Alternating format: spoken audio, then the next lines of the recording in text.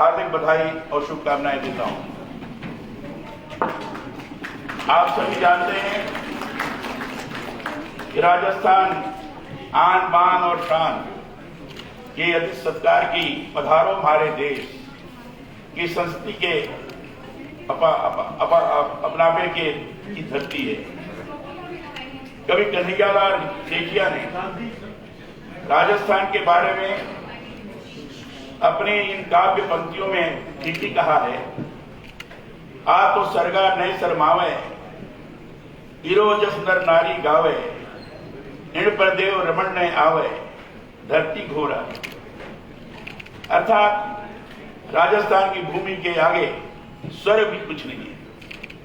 इसका यश सभी नर नारी गाते हैं और इस पर देवता रमण करने आते हैं।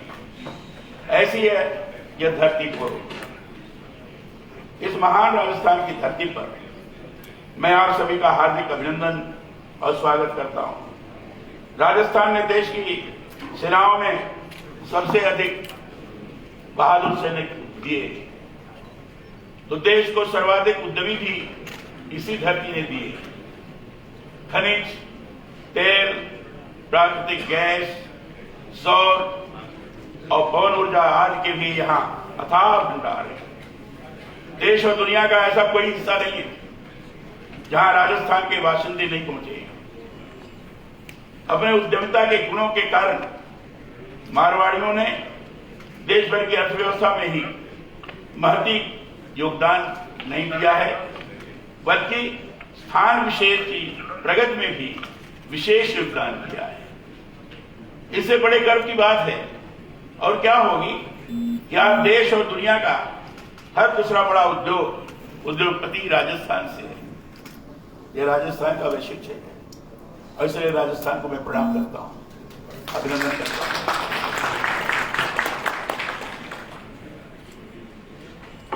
कहते हैं कि जहां न पहुंचे बैलगाड़ी वहां पहुंचे मारवाड़ी। हमें ऐसे स्थान पर जा करके लोगों ने अपने उद्योग खोले, इसलिए मैंने कहा राजस्थान को मैं प्रणाम करता हूं। आप में से बहुत से इसी राजस्थान से बाहर पहुंचकर अपने अपने क्षेत्र में श्रेष्ठता के शिखर पर पहुंचे। राजस्थान का यह प्रदेश अपने आप को आज इसी से गौरवान्वित महसूस कर रहा है। मैं भी इसके लिए आप सभी का वंदन और अभिनंदन करता हूं।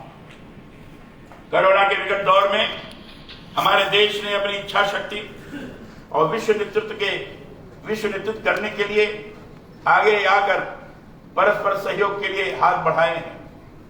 इससे आज विश्व भर में उस भारतीय संस्कृति की फिर से अनुभूति हो रही है, जिसमें सभी के लिए सद्भाव और सहयोग की भावना से काम किया जाता है। भारतीय संस्कृति का मूल मंत्र है वसुधैव कुटुंबकम का भाव रहा है। हमारे यहाँ तो कहा गया है सर्वे भवन्तु सुखिनः सर्वे सन्तु निरामया सर्वे भद्राणि पश्यन्तु मा कश्चित्।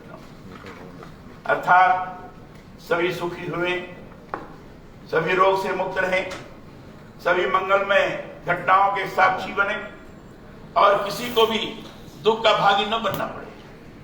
सबके लिए इसी मंगल कामना के अंतर्गत विश्व के अन्य देशों के समक्ष न केवल हमारे देश ने कोरोना के इस विकट दौर में मदद की, बेशक की, वरन हर संभव मदद भी मुहैया कराई है। भारतीय परंपरा में पीड़ित मानवता की सेवा को सर्वोच्च स्थान देते हुए सेवा परमो धर्म को ही प्राथमिकता दी गई है। यह सुखद है कि लायंस क्लब का आपका संगठन विश्व भर में करीब 200 देशों में कई हजार क्लबों के अंतर्गत मानव जाति की सेवा को सर्वोच्च मानते हुए ही कार्य कर रहा है। हमारे यहाँ शतपथ ब्राह्मण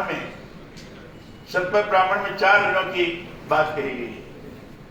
यह 4 ऋण है ऋषि ऋण, पितृ ऋण, देव ऋण और मनुष्य ऋण। ऋषि ऋण से व्यक्ति तभी ऋण होता है जब तब पूर्वक ऋषियों द्वारा प्राप्त अनुभव को अपने जीवन में उतारे।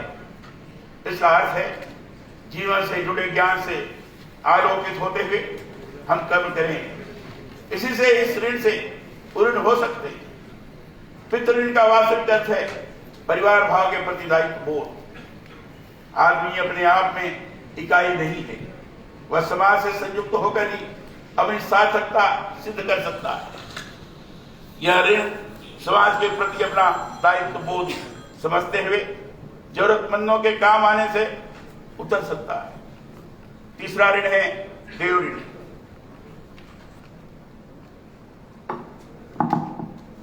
देव ऋण देवत्व की भावना से ओतप्रोत हो कार्य कर उतारा जा सकता है।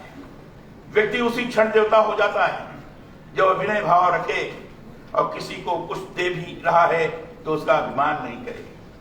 ऐसा यदि मनुष्य करता है तो इस ऋण से अपने आप ही पूर्ण हो जाता है। चौथा ऋण मनुष्य ऋण है। इसका अर्थ है सबके हित की सोचते हुए कार्य करें, मनोनुभव जाने मनुष्य बनो, ऐसे कर्म करें जिससे केवल अपना ही नहीं सभी का भला हो। ऐसा यदि हम करते हैं तो इस ऋण से अपने आप ही पूर्ण हो जाएंगे। मैं समझता हूं सेवा भाव में इन चारों ऋणों को ध्यान में रखते हुए इनसे पूर्ण होने के लिए तत्पर रहने के लिए सभी को कार्य किया जाना जरूरी है। मुझे इस बात की खुशी है कि लायंस क्लब का आपका संगठन इसी उद्देश्य से कार्य कर रहा है। इसीलिए मुझे आपके यहां आने के लिए प्रेरणा प्रदान की।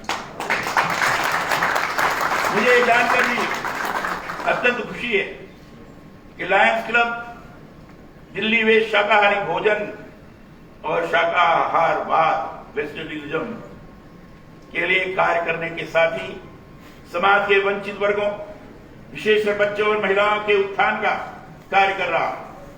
मुझे बताया गया है कि क्लब के ने कोविड-19 के मुश्किल दौर में भी पीड़ित लोगों की सहायता के लिए कदम उठाते हुए लगभग 3 लाख खाद्य पैकेट बंटवाए।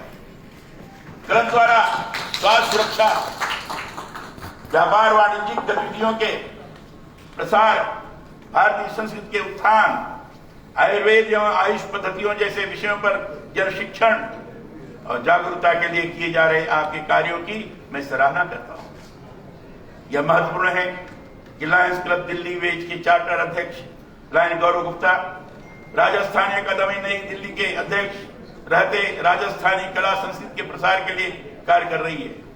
इसी प्रकार लायंस क्लब दिल्ली वेज के वर्तमान अध्यक्ष श्री नवरत्न अग्रवाल विश्व प्रसिद्ध बीकानेर वाला ब्रांड के जरिए दुनिया भर में राजस्थानी भोजन और राजस्थान की संस्कृति का प्रसार कर रहे हैं। मेरी आप दोनों को और आपके क्लब के सभी सदस्यों को बधाई और शुभकामनाएं। इस अवसर पर मैं आप सभी से प्रधानमंत्री श्री नरेंद्र मोदी के वोकल फॉर लोकल तथा आत्मनिर्भर भारत के नारे का स्मरण दिलाते हुए अनुरोध करता हूं कि राजस्थान में अधिकाधिक निवेश के लिए उद्यमियों को प्रोत्साहित करें। प्रयास करें कि राजस्थान में नए से नए उद्योग धंधे लगें, यहाँ के युवाओं में उद्यमिता का प्रसार हो, स्टार्टअप्स वगैरह यहाँ बहुत तेजी से बढ़ सकता है। मैं तो एमएसएमई मिनिस्टर रहा हूं, मैंने अनुभव किया है कि नौजवानों के अंदर प्रतिभा है, उनके अंदर तकनीकी ज्ञान है।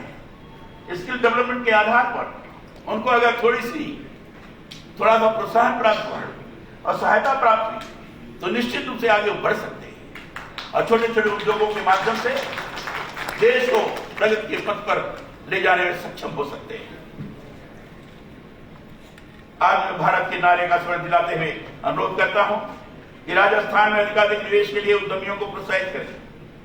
प्रयास करें कि राजस्थान में नए से नए उद्योग धंधे लगें, यहाँ के युवाओं में उद्यमिता का प्रसार हो, स्थानीय संसाधनों के समुचित उपयोग को संभव करते हुए देश में उद्यमिता के नवाचारों के जरिए अर्थव्यवस्था को और अधिक सुदृढ़ करने में आपकी सहभागिता का मैं विशेष रूप से आकांक्षी हूं। मेरा यहाँ उपस्थित उद्यमियों से भी अनुरोध है कि वे क्षेत्र विशेष की आवश्यकताओं और वहां उपलब्ध संसाधनों को ध्यान में रखते हुए राजस्थान में लघु एवं मध्यम उद्योगों को प्रोत्साहित करने में भी अपनी भूमिका निभाएं। इसी से युवाओं को रोजगार के नए अवसर मिलेंगे और राजस्थान तेजी से आगे बढ़ सकेगा। आज इस अवसर पर उद्यमी उत्कृष्टता पुरस्कार 2021 में जो सम्मानित हो रहे हैं, उन सभी को मैं पुनः तहे दिल से बधाई देते हुए उनके उज्जवल भविष्य की कामना करता हूं। आपकी ये संस्था दूसरों को भी उत्कृष्ट करने की प्रेरणा दे और समाज और राष्ट्र के विकास के लिए अपना श्रेष्ठतम देते हुए निरंतर आगे बढ़े, यही मेरी सच्ची कामना है। आपने मुझे इस अवसर पर याद किया, इसके लिए मैं आप सभी का बहुत बहुत आभारी हूं। बहुत बहुत धन्यवाद। जय हिंद।